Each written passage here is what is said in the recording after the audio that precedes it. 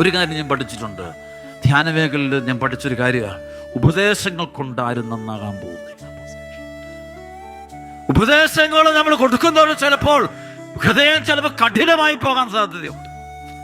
നമ്മൾ വല്ല ബുദ്ധി അറിവൊക്കെ കൊടുത്ത് ആളുകളെ വളർത്താൻ പറയുമ്പോൾ കുറച്ചുകൂടെ അവൻ്റെ ഹൃദയം കഠിനമായി പോകുന്നത് കണ്ടിട്ടുണ്ട്.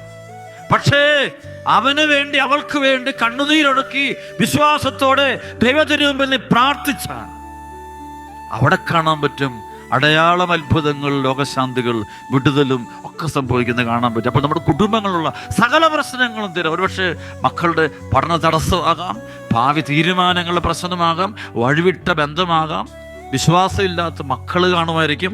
അങ്ങനെ പലവിധ പ്രശ്നങ്ങൾ നടുവ് നിൽക്കുമ്പോൾ നമ്മൾ കിടന്ന് നിലവിളിച്ച് കരഞ്ഞ് വാവിട്ട് കരഞ്ഞ് ജീവിതത്തിൽ വേറൊരു പ്രത്യേക രീതി പോകാതെ ദൈവാനുഭവത്തിൻ്റെ വഴി അനുഗ്രഹങ്ങൾ നമ്മൾ സ്വന്തമാക്കണമെങ്കിൽ നമ്മൾ കരഞ്ഞ് പ്രാർത്ഥിക്കണം.